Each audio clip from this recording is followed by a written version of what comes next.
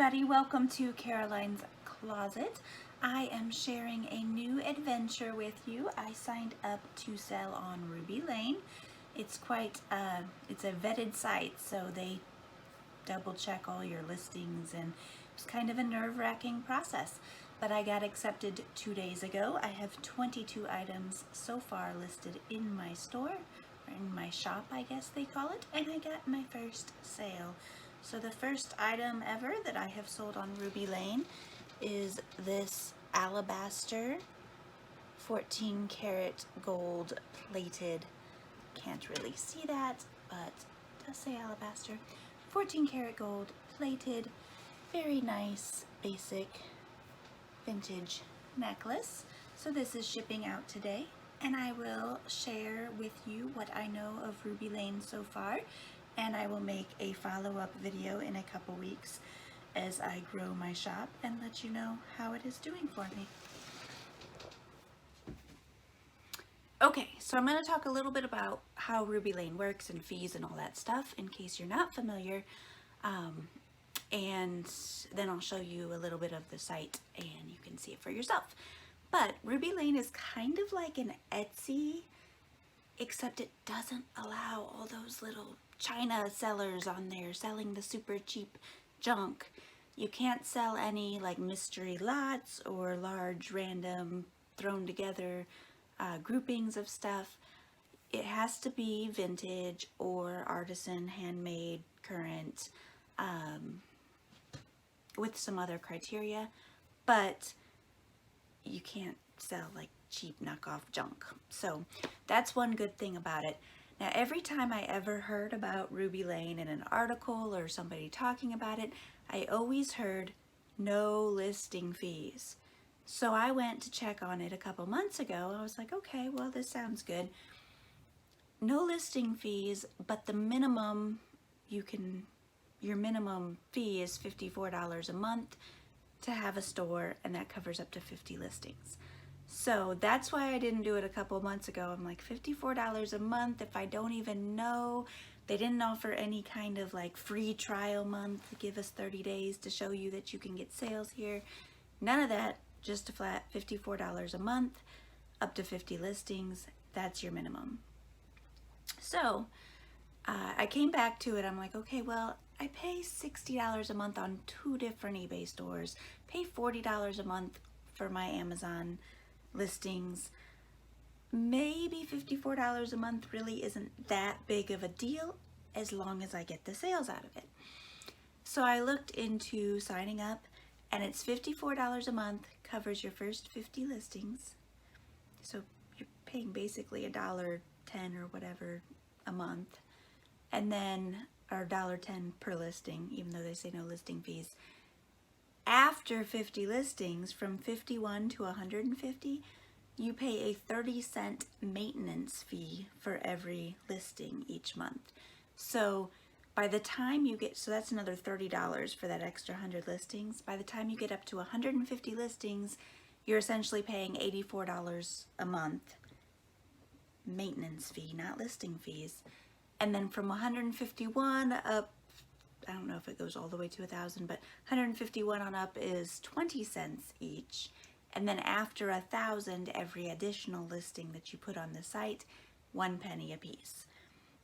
Maintenance fee, not listing fees, maintenance fee, but it's monthly. So you're going to continue paying. It's not like just what you list this month, it's everything that you have listed. At least that's my understanding so far.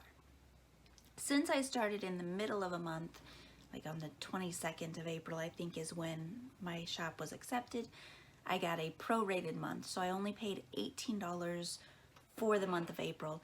And right now, because of COVID-19, Ruby Lane is giving a $30 credit every month to sellers to help with the expenses. So I kind of did get a free trial month, and then I think they're gonna do another May credit.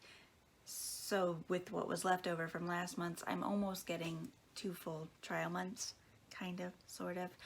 But we'll see. The sales have to be there. So now I've got 54 active listings. I have had to delete a few because they sold on eBay or Mercari before they sold on Ruby Lane. So I'm trying to dedicate some items just to Ruby Lane so that I can give it a fair shake. It's not really fair if I put everything on eBay and Ruby Lane and I get the fast sales on eBay. But there are some items that I know will go really well on Mercari or eBay, so some of them I am still cross-posting. But I want to give Ruby Lane a fair chance, and so I'm trying to give them some dedicated items as well. So let me show you how it works. Recorder.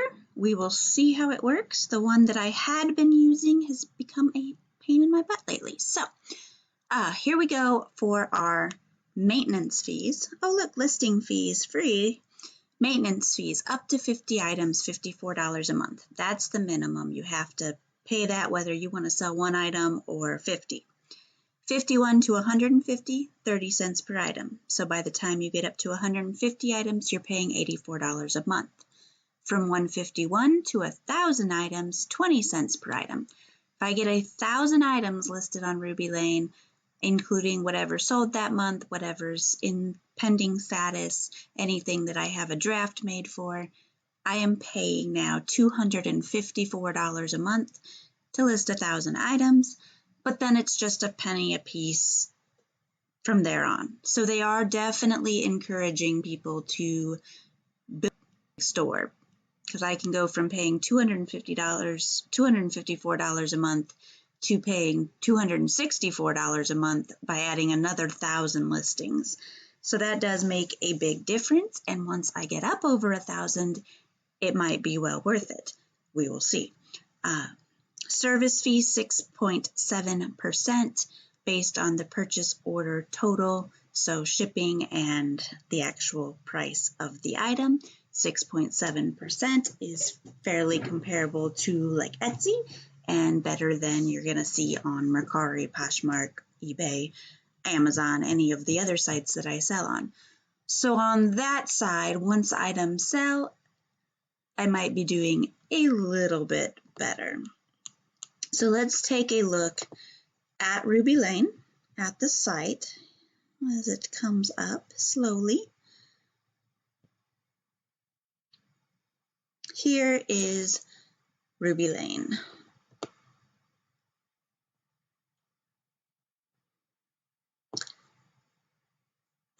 And I have my off, but it's cutting it off, but it says see all items 547,717. So about 500,000 items on here. Guarantee that's a little bit lower than you're going to see on eBay or several of the other sites, but that's because they vet pretty hard to make sure they have the right sellers. They do allow you to sell several different categories. I pretty much have only been searching for jewelry and some knick-knacky stuff, so that's the stuff that's showing up first for me. But it's kind of an intimidating site to scroll through because, as you can see, every single picture is perfect. And if I scroll over on top of them, you can see the prices. Some of them extremely high. I don't have anything quite that valuable. Every picture seems perfect, which is kind of intimidating to a new seller, but that's because they clean up your first image automatically. That's free, and you can have them clean up any other image in your listing for an additional 90 cents. I normally remove the background separately for mine, but they don't accept the image. It's not big enough for them. So I remove the background that I can use on eBay and Poshmark and Mercari, but Ruby Lane won't accept it because it is not high enough resolution. So you can go to view my shop, and it does say I have an alert. That is a pending order. One purchase order pending. I'm not going to open it because it shows my address and the buyer's address. They recommend that you leave the orders in pending status until you're sure that it's not going to be returned, because you're going to be liable for both the sales tax and the Ruby Lane fees and all of that if you finalize an item and then they later decide to return it. So if you leave it pending and they return it, then Ruby Lane will refund the fees and all of that stuff. So I don't know necessarily how long I should leave it pending. They can also still be charging me the monthly maintenance fees on the items as long as they're in pending status. So it's definitely to their benefit for sellers to leave them pending as long as possible. My plan is to wait until they're delivered and wait until the buyer either says something directly to me, like thank you or whatever, I received it, it's great, they leave me feedback, or about a week after, and then I will mark it as finalized. For some reason, here we go. I have 54 items currently listed. One of them is in sale pending status and one of them is sold. Once an item is sold, you have the option, here you go, here's my first sale. This is the one I shipped out last week. It has not yet been delivered. In fact, today it says they attempted to deliver it yesterday but could not access the recipient's address and will reattempt delivery today. Never had that error before, so we'll hope that that one goes through. But this was the first one. It sold, it shipped right away. She sent me a message and said she loves the necklace. I went ahead and marked it finalized. They then give you the option if you want to leave it as sold status for 30 days or just automatically remove it from Ruby Lane. And I chose to leave it in sold status for 30 days because it shows people scrolling through this new seller's listings that I have sold some stuff. And also anybody looking for comps or whatever, rely on having those sold listings. Drives me really, really batty on here that I cannot see comps for sold items. A lot of sellers obviously will choose to remove it from Ruby Lane instead of leaving it sold for 30 days because then they do not have to pay the maintenance fee on it for that extra month. Which might end up being what I do down the road once I'm getting enough sales and people see that I've had an established account for a while. For now, I figured I'd leave it as sold. But that is definitely one big downfall in Ruby Lane is I can only see sold items for the last 30 days only if the seller chose to leave them as sold. So a lot of times when I'm trying to research and see what things are selling for on Ruby Lane, there's little to no solds for me to look at.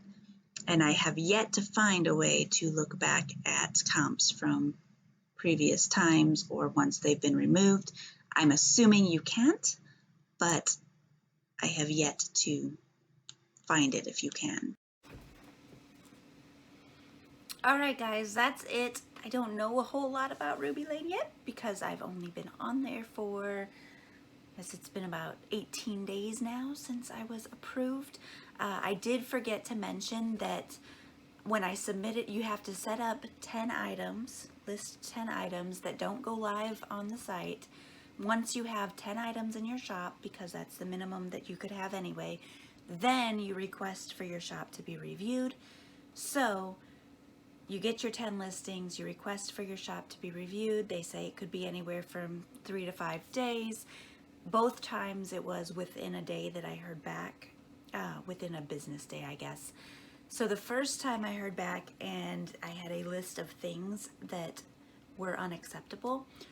2 of the items I had put in the artisan category. They only allow you to use artisan if you are the artist that made them, which I'm used to using that term for any unique handcrafted piece. So I had to correct those. One of the items I had listed as Native American, and they have the same policies that eBay does, obviously, surrounding Native American items. But that item I also had on eBay as Native American because there was a marking on the back, and maybe I didn't have the picture proper, didn't have that picture shown on the Ruby Lane. I don't know, because the day after I got that email saying it had to be corrected and you couldn't list it as Native American. It sold on eBay, so I just deleted it. No big deal. Which coincidentally had been listed for about 8 months on eBay and Poshmark. And so it was just right after I tried to list it on Ruby Lane that somebody bought it on eBay. Anyway, so there was that, and there was another necklace that I had listed as operculum shell for the stone, and they said, this item, this is not operculum, do your research before you list. And I'm like, oh my god, I did something wrong. But that item I had posted on one of the Facebook sites, jewelry sites that I frequent, asking for help identifying the stone because I had no clue, and it was almost unanimous from anybody that responded that this was the operculum shell.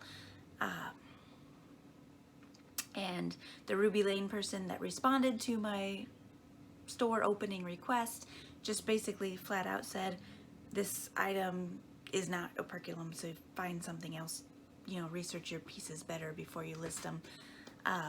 And so I found out a little more information about the style of the necklace. I still could not 100% guarantee identify the stone, so I relisted it without a name for the stone, just that it was a cabochon and all the other details about the necklace.